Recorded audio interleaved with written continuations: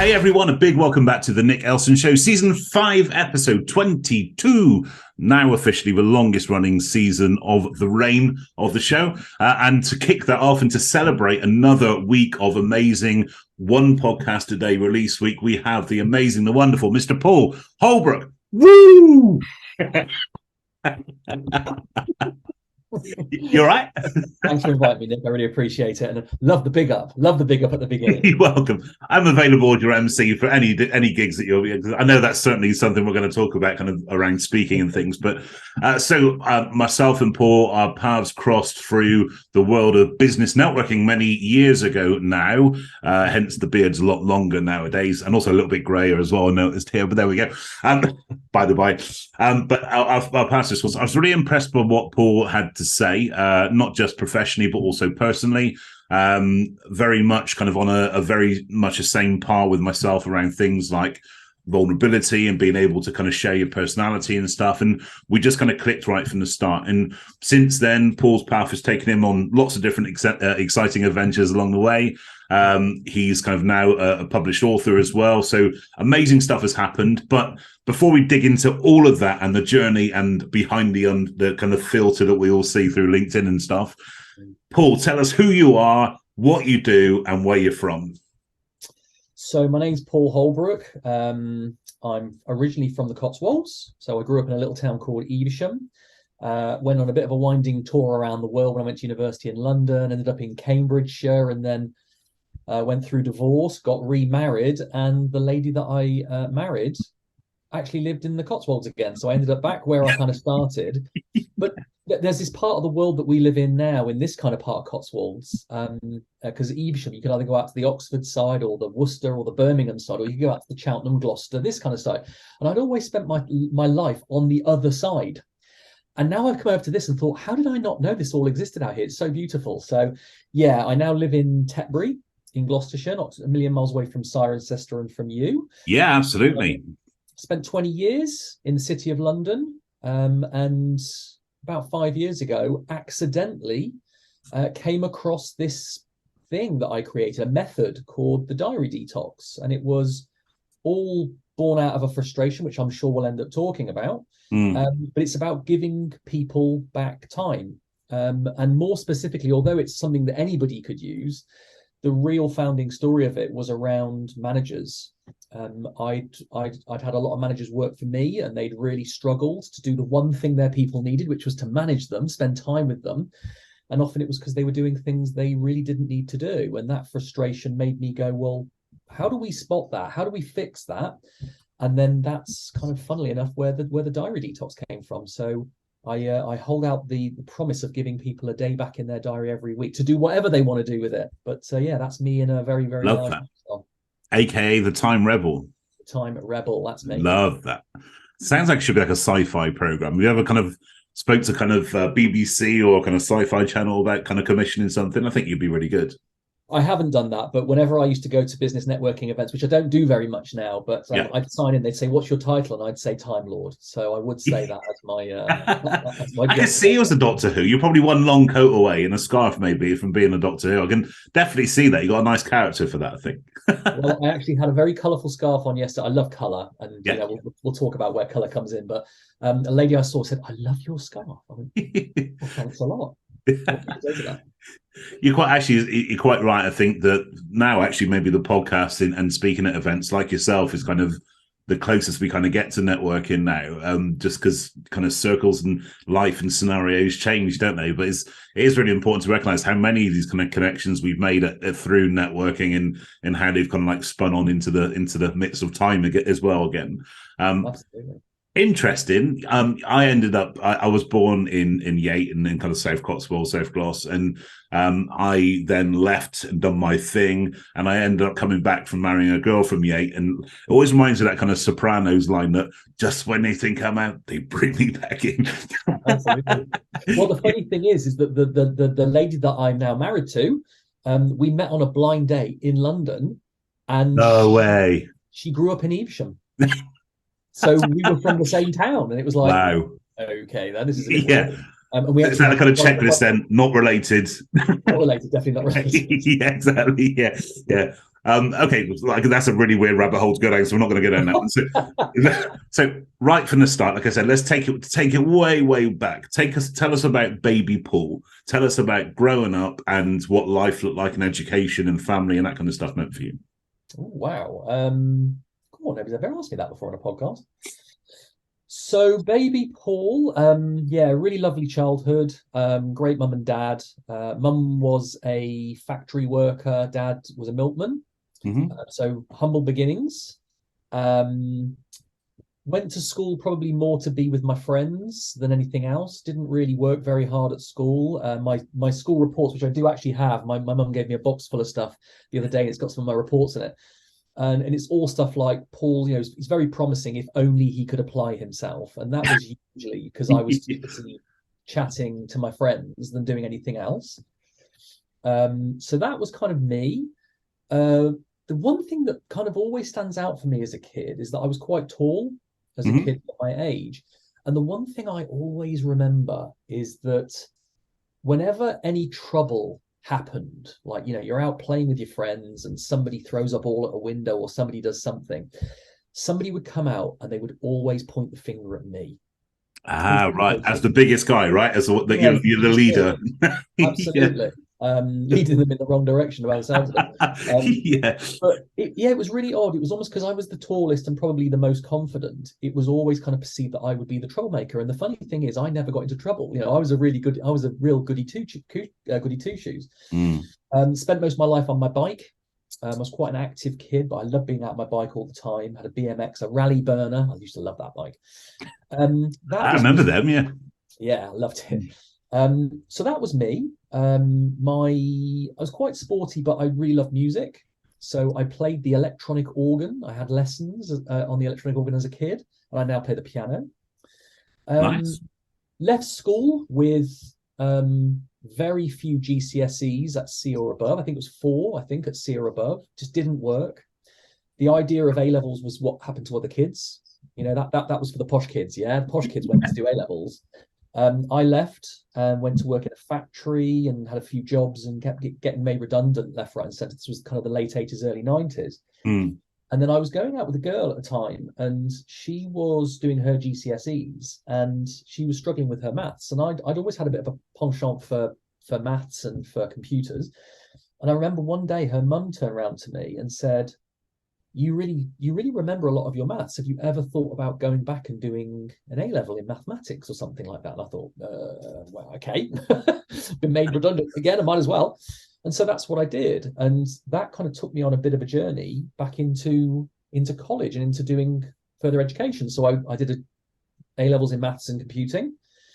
And then because everybody else was going off to university, I kind of thought, well, maybe I should go to university. And so I ended up doing a maths degree at the University of London.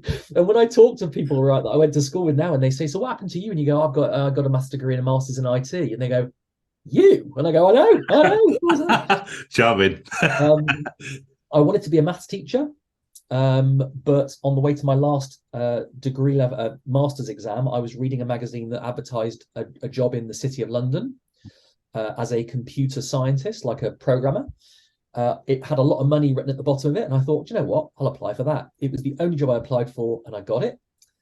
And that took me on a route into the City of London. And so I spent basically, I'm kind of going off in the full journey of mine now. So I'll probably stop there. But that took me off into my working world. So that was kind of me in a nutshell as a kid. And and thank you for that, by the way. I think, did the crossover from London back to the homeland kind of thing marry up with the change in direction for your business and professional career as well? Or are they two separate times? Yeah, I suppose they did. Yeah. I mean, I spent 20 years in London.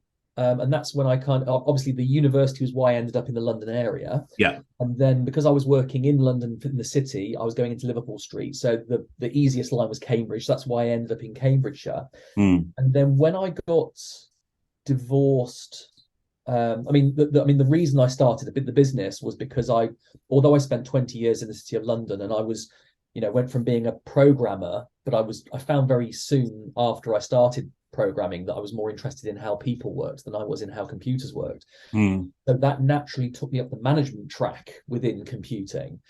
And a big frustration I always had was how bad a lot of managers were at managing people. And at the peak of my career, 20 years later, I was like running divisions of 350 people. And then my now wife turned around to me one day, after I'd met her, and she said, "You're really not happy doing this anymore, are you? You're really miserable." And I was. And she said, "Well, why don't you've obviously got a passion around creating better managers and better leaders. So, I'm doing pretty well. Why don't I look after us and you go start a business and we'll see where we get to?" And so it was an incredibly generous offer of her to do that. And that was 5-6 years ago. And that's what I did. I started off as a coach because I thought coaching was the way to go. But then very quickly after I started coaching and started marketing myself out as a coach, the biggest objection people would give me was, "It sounds really fascinating. I just haven't got any time." And it was that moment that I thought, well, if that's what everybody's saying, maybe that's the thing I need to fix. And that's the universal nudge there, right? Yeah, and for me, it was about, well, I can fix that problem because I'm actually really good with my time. So I ended up codifying, creating a method out of the way I think about time. And that is what ultimately became the Diary Detox. So when I tell people I created it by accident, it was completely and utterly by accident. It was a frustration that I was fed up of hearing people say I haven't got any time. And I thought, well, look, let's do this thing with you. And then we'll use some of that time to help you get better. So yeah, that, I suppose it did coincide, but it coincided because of the person I met and who got married, and then they gave me the freedom to start my own business. So I suppose there was a coincidence in that way. Yeah, so that's an interesting one with time, isn't it? Like I said, and it's not only is it a really hot topic when it comes to professional life, but especially kind of the space that I work in with mental health and well-being, that actually time is a hugely emotive subject as well. And I've often kind of said, and we've spoken to many people on the show, that actually one of the few regrets that I could actually genuinely say that I had was actually this loss of time, in that sense, that was kind of due to mental illness and things. And it's such an emotive subject. And I think because also is linked with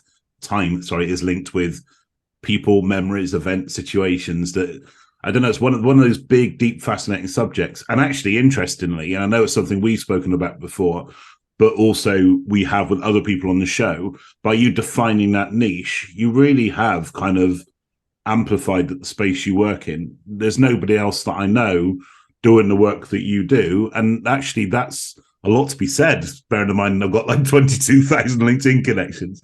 So yeah, big well done to you. Thank you. Yeah, I mean, I'd like to say it was premeditated, but it really wasn't. I honestly put my hand on my heart when I say it was completely accidental. Best things are, though, I think because you've fallen into a direct need, a direct desire for positive change. And they say necessity breeds invention, and it was. Exactly. I was so frustrated with people saying, "I just don't have any time to talk to you," and I thought, hang on a minute, you're saying you're a leader, and the one thing you don't have time for is leading. I mean, then that doesn't tally. So, where's your time going? And, it's interesting because although I created Diary Detox 5 or 6 years ago, the seeds of Diary Detox were actually sowed about 10 years ago. And it was when I had somebody working for me in my kind of latter stages of my city career. And he was one of my directors. So I was running a division of 350. He had 50 of those people. I remember he came to me on a couple of occasions and he was really struggling to get some really key things done that we needed to get done as a group. And he said, "I just don't have time." And I said, "But I don't understand, man. I mean, I gave you your job. I know what your job is. And there's no reason I can think of why you shouldn't have time for this." So, and I literally said to him, I said, "Look, here's my board. We're in my office. Here's a pen.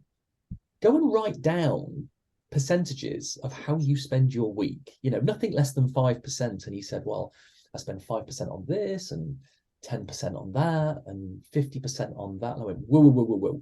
What's that? What's that 50%? Because I don't recognize that. And he told me, and it was really bizarre because I thought, in my head, I was thinking, that's not for you to do. And then when I said to him, "Is that yours?" And he went, "Yeah." I said, "Are you sure that's yours?" And he went, "Well, it isn't, but the person that should be doing it isn't doing it. And I need it done for me. So I'm having to do it." And I went, rewind. because that's the challenge that a lot of people get into. Yeah, we often spend time doing things that we utterly convince ourselves are ours to do. But then when you reframe it, and that's kind of partly what Diary Detox does with color, when you reframe it, you actually get to see that, oh, actually, maybe that isn't for me to do, or maybe that isn't as important as I originally thought it was. And that was kind of the real sowing of the seeds for me the 10 years before. And then when people then said to me, I have no time, I thought, that's what that guy used to say. I wonder what will happen if I use that same approach with these people. And it was those conversations that got this new insight. And then I thought, we need a way of getting people to, because talking about it and hearing it is one thing, but I think it's the visual, as soon as they can see it. And so I thought, well, if I can turn what you fill your calendar with every week, or your diary with, if I can get you to look at it in a different way, add color to it. And in my old world, we used to have this red, amber, green, the rag status. If I can get you to kind of see that a lot of what you're doing is red or gray, rather than the green, amber kind of vibrant stuff, then I think maybe we'll have half a chance of giving you a different insight, and hopefully changing your perspective. And that's kind of the journey it's gone on, really. Absolutely. And we will talk about Diary Detox right after this. But I think the one thing I wanted to kind of ask you, which kind of, I think as humans, we all are guilty of saying, I don't have enough time, or how many people do you genuinely meet who genuinely don't have time? Or do you feel that there's improvements that everybody can make? Oh, everybody I meet has improvements they can make. It's again, like I say, it's the changing of perspective. I mean, I'll speak to some people and they'll say, well, I'm spending this time with my boss, and it's really important time, and there was this one guy, he was a CIO of a very large bank in the city of London, and he was spending 10% of his time with his boss. And when you ask him about that time, he would swear blind that was really useful. He had to do it. There was no choice. But then as soon as you ask him one question, and it was a question that identifies whether this is really useful, you say, well, let's assume that those meetings with your boss were cancelled and they were never rebooked. What would you lose? Interesting. And he'd say, nothing. And you go, that's the definition of wasted time. You're saying that you cancel it and it never gets rebooked and you've lost nothing. That is the definition of wasting time. And it was almost the fear on his face, but it was less fear. It was almost the judgment. It was this feeling of, and it wasn't me judging them, because he would say, are you saying I'm wasting my time with my boss? And I'm not saying anything. I've just asked you a question. You give me an answer, and the answer's what you're what you're feeling judged by. And I think we convince ourselves that a lot of these things that we like, these recurring meetings or meetings with our boss or whatever else, we convince that we have to do them. But just by reframing it, you go, that's a waste of time. And whenever I go and do sessions with organizations, it highlights about 20%. 20% of people's time is spent on stuff that they think adds no value whatsoever. And yet we still do it because we don't talk about it.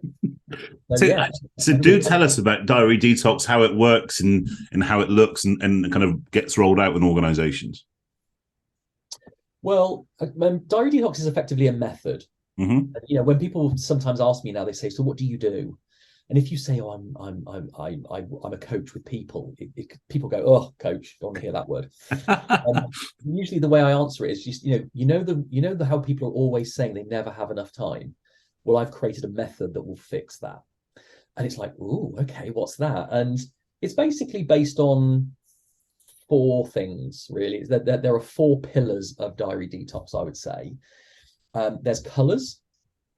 And, I've kind of alluded to it already. The colors are really giving you a different perspective on whether the stuff that fills your calendar, whether or not it's taking you forward or whether it's dragging you backwards. And just asking some really simple questions in a structured way can get you to apply a color to each of the things in your diary. And then it basically makes your diary look like a kaleidoscope of color. And if you kind of sit back and you kind of squint your eyes a little bit and you look at your diary with all this color, you can kind of see the predominant color. And those that believe that they're doing a really great job of leading, which is the green color, usually they won't see green as that kind of overriding color. It's usually red or gray. which I'll kind of explain in a second. But yeah, part of it is that one of the pillars is the color, and it gives you the sense about whether your time is adding value or not. And that's a really key point to add there. A lot of people do color their diaries, they color code their diaries, but they usually color code them best based on what they're doing rather than the value they're getting. And that's the big difference. Yeah. As soon as you see the value you're getting, you go, well, then why am I doing that? It's like, it's a really good question. Why are you doing that? So part of it is color. And there's 5 colors. They were originally 3. They then became 4, and there's a really important 5th one, which I'm sure you'll be very interested in. Green stuff is leading. That's what kind of gives you growth, takes things forward. Amber stuff is what we call managing, and that's just kind of checking, making sure that things are okay, making sure things stay in balance, and that you don't drop balls. The red stuff is doing. That's productivity. That's delivering stuff, earning money, or the indirect stuff that will get money in. There's gray stuff. Colors changed recently. That's called floating.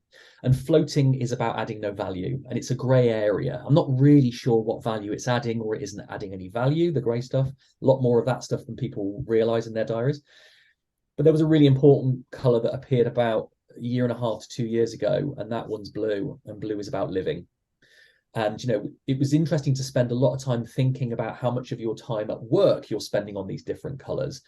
But so often people are living in the gaps between work. Yeah, it's like work gets everything. Parkinson's law, you know, if you leave your diary blank, work will just expand.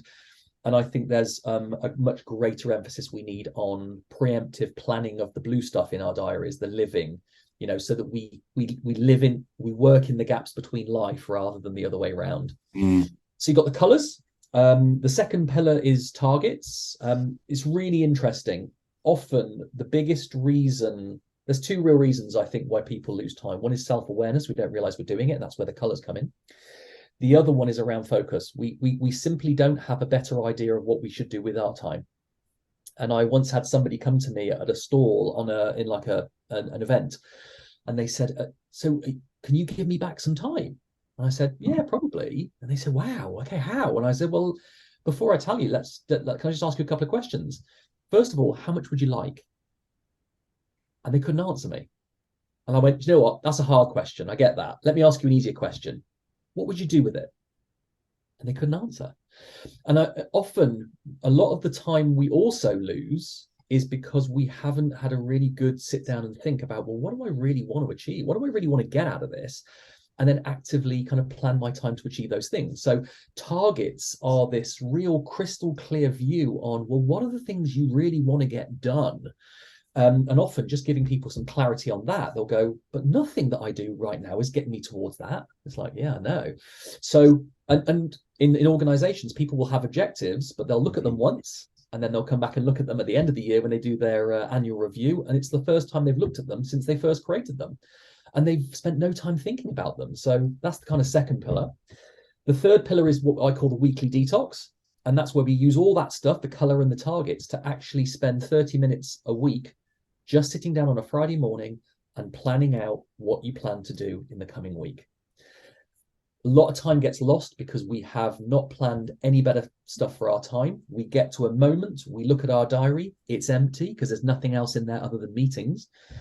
And what do we do with that space? We do whatever is topmost in our mind, or we do whatever's in front of us, which is procrastinate on email or play with LinkedIn or go in internet shop. Whereas if we plan our time out, when we get to that space, we go, oh, I said I'd do that. That actually increases our ability to do something useful with that time. And then the last pillar is this saying no. You know, when people come to you and say, I want to interrupt you, they often will find themselves getting interrupted really easily. So saying no when you need to. And then that's something I call a spot detox, which is the same 5 steps as the weekly detox, just used in about 15 seconds. It helps you just look at what you were going to do, look at what you're going to get interrupted with, and decide, is that something I really want to get interrupted with? And those 4 things all together constitute the thing that I created, which is the diary detox. Love that. So powerful. And I think you're quite right. And it's kind of working on the setting boundaries, isn't it? And I guess thinking aloud now, if you kind of think the biggest kind of challenges that I see in terms of a mental health and wellbeing side of things around corporate environments, I would say things like burnout and subsequent breakdown, which was certainly kind of my experience back in the day. But a lot of that can be attributed to all the things that you've just been highlighting. So it's far more than just diary management, isn't it? Actually, it's taking people on this kind of journey mentally, emotionally, psychologically to keep them well. And actually, like you said, it's effective, not just people management, but actually just effective human beings, isn't it? Yeah, I mean, look, you go on a plane and those masks fall down when the plane just depressurizes, and what's the first thing they tell you to do? Put your own mask on, because you can't help anybody else if you yourself are struggling. I think the creation of the blue behavior, the living stuff, about 2 years ago, that was a revelation for me. And I went through a mini burnout running my own business, and it really made me think, because of what happened with the pandemic and everything, that we are not spending enough time thinking about ourselves. And to a certain extent, as managers, as junior managers and as trainee managers, we've often heard that you shouldn't be selfish. You should always be thinking about your people and never selfishly about yourself. And I couldn't disagree more. Yeah, absolutely. You've got to think about yourself primarily in two ways. Selfishly, one, about making sure that you invest in your own development, because if you don't invest in your ability to be a good manager or leader, you're going to be a really bad manager and leader. And anything bad you do on that front is multiplied, because you affect not just you, but the 1, 2, 5, 10, 20, 50 people that work for you. That's multiplying that bad effect. So I think you have to selfishly look at how you develop yourself. I think the other thing you have to do is selfishly look at how you look after yourself.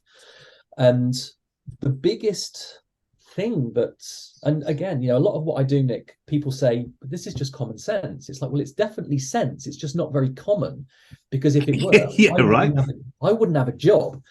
And I am embarrassed that I have a job, right? You and me both, probably, to be fair. But I think one of the biggest things that catches people's eye when they kind of spot me doing a presentation somewhere and they go, we want you to come in here, is that I profess that people should, that almost the first thing you do in your weekly detox is something called your foundation week. And the foundation week is all of the blue stuff. It's like, what's all of the living stuff that's going to look after your physical, mental, spiritual, and emotional well-being? What's that stuff? And make sure you plan all that stuff in first. Yeah, your breaks, your lunchtime, your exercise, spending time with your family, switching off at the end of the day and maybe going walking the dogs as a barrier. And it's about putting that stuff in now, put it in repeating so that it happens every week, every day at the same time. If you do that, you are naturally blocking out time in your diary that other people can't book. And I will come to that, because there is a point to this, because some people will go, that's not realistic. And I get it isn't realistic, but it's a really good intent.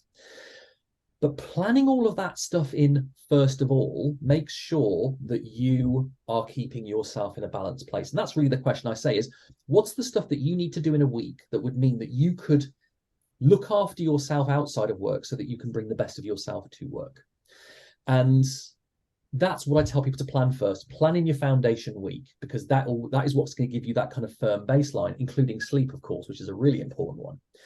And what's really interesting is that some people will say, yeah, but, what about when somebody wants to book a meeting during my lunch hour, or wants to book a meeting before work starts, or wants to book a meeting over my break time, or wants to book a meeting past the end of the day?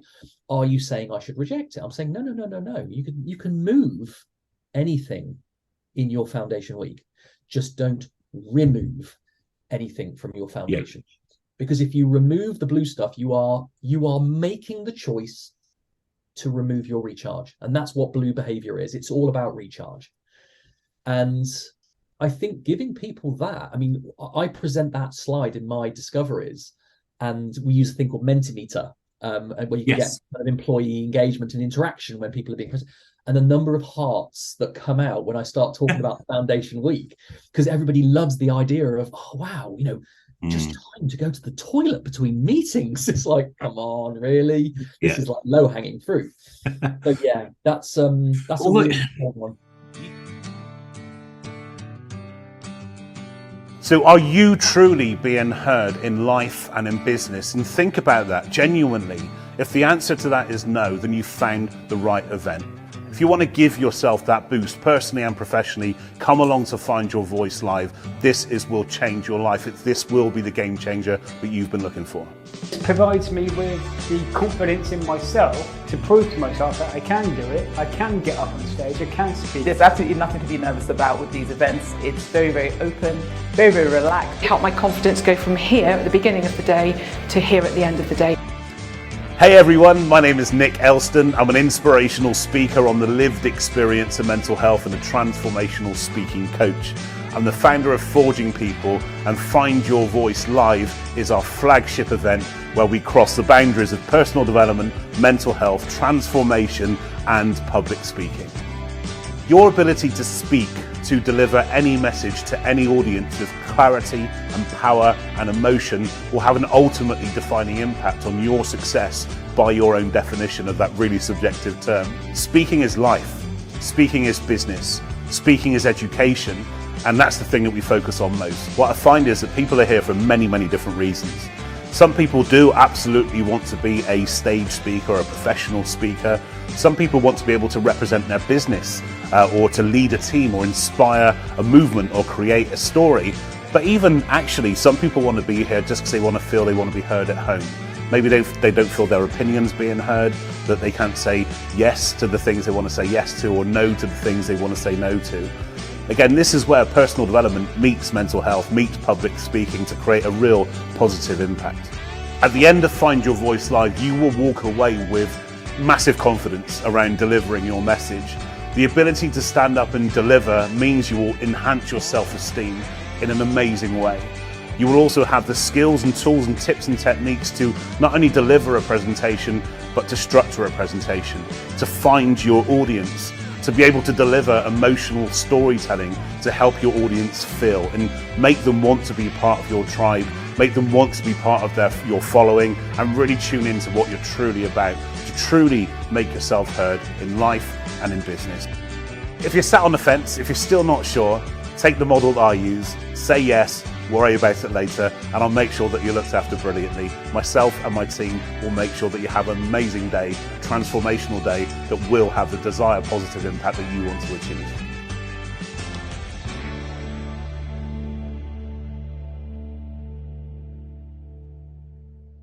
You say that, and like I said, it's just this week actually I've been working in like the contact center environment again, and I think that's one of the areas that actually where you're actually literally targeted on the clock with that kind of and luckily my client is very good to their workforce, but that's a kind of an exception to the rule. A lot of the time you find in the contact center environment it's kind of that kind of battery farm mentality. It could be really hard to reclaim time when actually it's not necessarily your choice. I guess if you have flexibility with your diary, you can do that. With people that have less flexibility, do you think then true change would have to come from the top, or is there still room for wiggle in between? I mean, look, if you haven't got buy-in from the top, you're always going to struggle. Right? Yeah. The one thing I say when I created the book, there was a phrase that came out from one of my original clients, one of my very early clients actually, and they said, "This is simple, but it's not easy." And that's the point, right? Getting back time is really simple. Getting back time for work or getting back time for yourself is really simple. Plan it in, be disciplined, etc. But it's the discipline that's the hard bit. So that's why we say it's simple, but it's not easy. And it's like, imagine going on a diet. Yeah, going on a diet is really simple. Take in less calories than you use, right? Yeah. That's simple. But when you're down, when you're tired, staying away from the snack cupboard, or not standing up and going and doing the exercise, that's the difficult bit. So it is simple, it's just not easy. And it is habit forming, but you do have to have buy-in. Yeah. I mean, I actually went and did a session with some graduates from a city firm recently. And it's really interesting. Early on in the session, it became quite clear to me that I was talking to the wrong people. Yeah, I was talking to the converted. I was talking to the Gen Z, those ones that say, yeah, we want to do the right thing. We want to spend time on ourselves as much as anything else. The only problem was it's what our bosses are doing, and that's the thing. And that's why, to a certain extent, the word detox appears within my company name and within the name of the product Diary Detox, because this is about toxic management of our time, toxic use of our time, and probably more importantly, toxic management. And I think that is the scourge. That's the thing that's destroying us more than anything right now, because, you know, people can get to the point where they burn out. They can get to the point where they break down. But if I'm really honest, the one safety valve that you should be able to rely on to make sure you don't get to that place is your manager.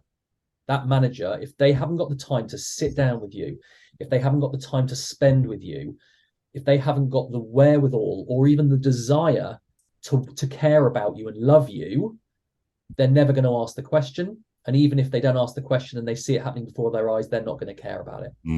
And that's the key thing for me. So whilst Diary Detox was created with a view to create better managers and stop the problem of no time in managers, things have really moved on for my business now. And this is really now going back to the roots of why I really left, which is about creating managers who love people. And so Diary Detox is used within this wider program called Time to Lead. And that's about, like I say, creating managers who love people. And that starts with getting managers to decide whether they actually want to be a manager. Yeah, absolutely. And we've honed in there with kind of more employed life, shall we say, but actually, as we've both experienced at times in our lives, personally and professionally, that in the freelance world, the self-employed world, your diary, you're so emotionally connected to it in terms of, do you turn down that booking because of this? And like you said, actually that movement element really stood out for me then. It's not a case about removing your own time because you've got another booking come in. Because let's face it, as we record this on the 28th of October right now, the cost of living crisis is really kicking in. There's a lot of turmoil going around. It's really hard to turn down opportunities as a freelancer, as a self-employed person or a business owner. So we do make that kind of payoff. So actually, like you said, it's about moving it around, right? It is, but there's another aspect to that, and I love the fact that you've said that, because there's another. Just as I say, you know, when people ask, well, what's the one thing I can do to make my life better now with regards to my time, I say the foundation week. Yeah, without a doubt, hands down, foundation week, get that in. The other thing, and it's a really simple thing again, is what I call accepting the true cost of what's in your diary. And people kind of go, what do you mean accepting the true cost? And especially in a world of scarcity, and especially if you are a freelancer, I think this is a real challenge for people, in that it can be quite easy to overbook and overcommit yourself. And so it's part of the weekly detox, but it's easy to say it here. Everybody now watching this can have this for free, right? This is a really simple thing you can do, is that the moment you decide to put something in your diary, don't just put that thing in your diary. So let's say we're going to have this. I mean, look, I've had this thing in my diary with you for a few weeks now, and it was an hour long to record a podcast. But that's not everything that's coming out of this. I wanted to prep for that podcast. I wanted to go and do a little bit of research on what you've been doing recently. It might be that out of this, I might have some bright idea and think, well, that's a really good idea. And I want to do something after this podcast. I want to go and reflect on it. So, and if we met in person, I might have needed to travel to it and travel back from it. These are the things that we kind of don't put in. The moment you put in a meeting in your diary, you are implicitly agreeing to everything that meeting brings with it: prep time, follow-up time, travel time. But it's so crazy how little we actually put that stuff in. We will put the meeting in, but we won't put in the prep time, we won't put in the follow-up time, we won't put in the travel time. And then all of a sudden, somebody will then book something else. They'll say, oh yeah, I'll put that in as well. And if you're a freelancer, when I run a course, I've got prep time for the course, I've got review time for the course, I've got meeting with the clients to do some pre-meeting stuff with the course. If you plan all that stuff in, you get to start seeing what the true cost of a meeting is. Everybody talks about, well, let's put a money value on it. Forget the money value. Money's cheap. There's always going to be more money out there. Put the time cost on it. Okay. Every time you put a meeting in, half an hour prep time, half an hour follow time. So that 1 hour has now become 2 hours. If you travel to it, hour travel out of that meeting's now become 3 hours or 4 Absolutely. hours. And what that should do to you is every time you put a meeting in your diary, you go, oh, I've just taken out half a day on one meeting. This is a really important thing that people can start to do, right? It's that accepting the true cost. And as a freelancer, putting the true cost in it may be that you don't have to turn work away, but it might be that you put that work a little bit further in the future because you can't do it all now, because you start piling everything up in your diary for 1 week and then you are completely slammed the following week because you've just got nothing there, but you've just, put yourself to the point where you're so shattered. Yeah. And it's a really simple thing to do. I'm the first to admit that I don't always take my own advice when it comes to what I do. How easy do you find it to take your own advice when you're going through the day-to-days or week-to-weeks of life and business? Yeah, I always get asked this question. So I think there's two answers to this. One, I find it really easy. And the reason, some people will say, so do you use this thing? And it's like, yeah, I mean, I could show you my diary right now and it is just coloured, right? You have actually, when we met in person. Yeah, I can vouch for him. Absolutely, Paul does this. And what's interesting is that I say to people, I don't do this because I created it. I created it because I do this. Yeah. All Diary Detox is, I say I found it by accident. All I did was I got so frustrated in hearing other people saying they couldn't deal with their time. And I thought, well, I find it really easy. So what is it that I'm doing that they're not? And I just found a way to codify how I think about time. So how easy do I find to do it? Very, because it's what I naturally do. Yeah. A bit of a boring cop-out answer, but that's the truth. Not at all. That's the answer. That's the answer. One thing I would like to ask you is that, as you said, as you mentioned about kind of your upbringing and very much, again, it's very similar, and we know our experience is quite similar in that sense, that come from humble upbringings, and actually that relationship between time and money in terms of selling in the gig economy, for example, how much has that played a part in terms, especially in the formative years of you breaking out, doing your own thing, when somebody says, right, how much is it to come and deliver, to come and speak? I find that quite tough to start with, because to me, growing up, £200 was a lot of money, whereas it would have been way under what people would have been expecting to pay. Therefore, by default, you're saying you're not good enough. So actually, that relationship between time and money is, I find, a fascinating one, because it's very often conditioned in our formative years, isn't it? Yeah, I mean, for me, it wasn't. And I think the reason that it wasn't was because if you think about where, I grew up with humble beginnings, but if you think about where I went after university, I went and worked in probably one of the least humble environments in the world, the financial services industry. Yeah, absolutely. So I actually got a rude awakening in a different way, because I think I had an overly inflated view of my own worth. Okay. And I don't think I really appreciated how much effort went into getting business. So when I came out, I was a contractor at the end of my professional career in the city, and you get paid quite a lot of money to do that. And so I kind of came out, started my own business, and thought, oh yeah, I could just charge crazy numbers, right? And I saw what consultants were getting paid that you're bringing in from the Big Four, for example. Yeah. And I came out, started doing my own thing, and started saying, yeah, it's going to cost you this, and it was like tumbleweed. Yes. Because it's like, it's all very well to pay somebody from a Big Four consultancy that kind of money, but actually we don't know you. I mean, we I had a reputation, but my reputation was for doing what I did, not for helping other people learn how to do what I do. And that was a real rude awakening for me. So what that ended up doing is it kind of almost flung me back to my roots, where it was like, well, then I'll have to charge £50 to do this, and it was like, that's just ridiculous. When you look at, and it made me think about that value of time, and there were some really interesting moments came out, and probably the most interesting one is that when I go and do a discovery, a company says, well, we think we've got a problem with time, can you come and do something with us? And the first thing I'll do is a discovery, 60 to 90 minute presentation, and we give them a way of thinking about their time in terms of these colors, etc., etc. And it pretty much always shows that about 20% of their time is gray, floating, not adding value or not being sure what value you're adding. And when you then say to people, okay, so 20%, that's a day a week. Okay, so do me a favor right now, take your annual salary bill, or take the number of people you have in your company, take your average salary, multiply them together, divide that by 5, And that's how much you are currently losing on stuff that people believe is adding no value whatsoever. And my fee is about 20 quid less. Yeah, exactly. But what's interesting is that I did this at a pharmaceutical company quite a while ago now, and I asked them that question, and I told them what I thought the number was, okay, because they were a very large pharmaceutical company and quite high average salary. I said, I think the number you're losing per year right now is about 2.4 billion. Wow. And they said, no, 13.2 billion.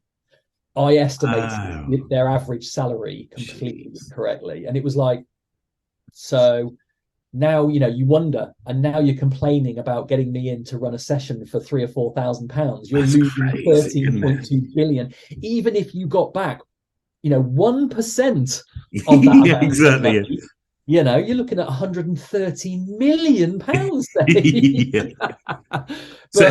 the big challenge, the one last thing I'll say there is that I think there's a real challenge with time, because time is something we all have. And I think the one thing people have a real problem with is paying to get something we already had. Yeah. And I think that's a real barrier for people. It's like, I shouldn't have to. It's like, you know what? You shouldn't have to. I agree you shouldn't have to, but you do because you're losing it. So, and obviously you're with the increase of your personal brand, your profile, again, it becomes as self-fulfilling, like you said, as that corporate career where you still generate your own personal brand within that kind of employed space. So it's great to see the success that's come from what you do. I think, as I said earlier on, genuinely, I'm not saying this because you're on the call and blowing smoke up your ass. It's genuinely true. This is such a huge subject that people need to kind of wrap their heads around, because let's take reincarnation off the table here, just in case.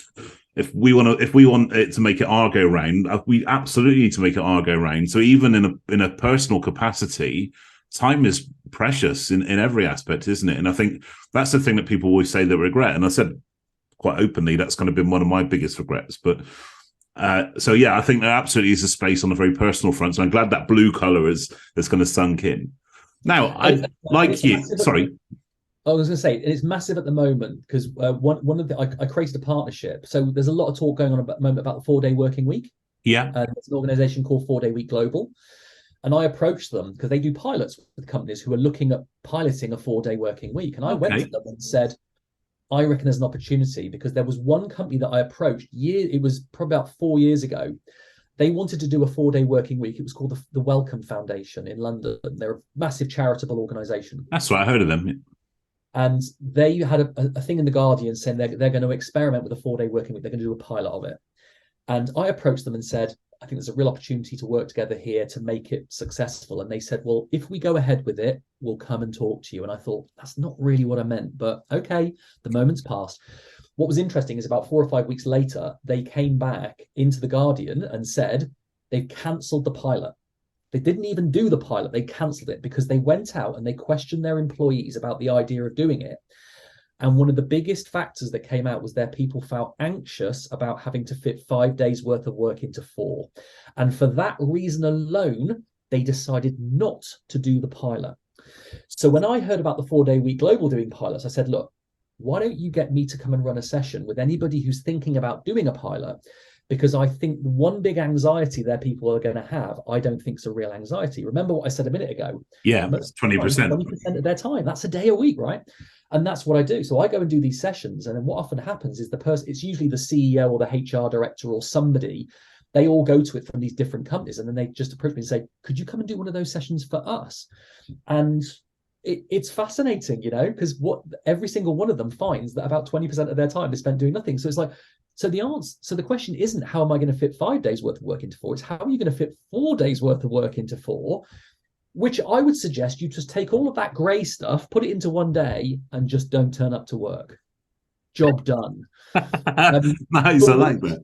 But what's really fascinating is that one of the it was framed as an anxiety. One of the anxieties that people said was that they were worried about what they would do with that day off. I literally don't know what I'm going to do with that time. And that was framed as an anxiety, which absolutely fascinated me. So I think time is massively emotive in various different ways. That sometimes we don't have enough of it, and sometimes we have too much of it. We don't know what to do with it. And yeah, that can be a real challenge for people. Wow. So like you, I did a bit of research.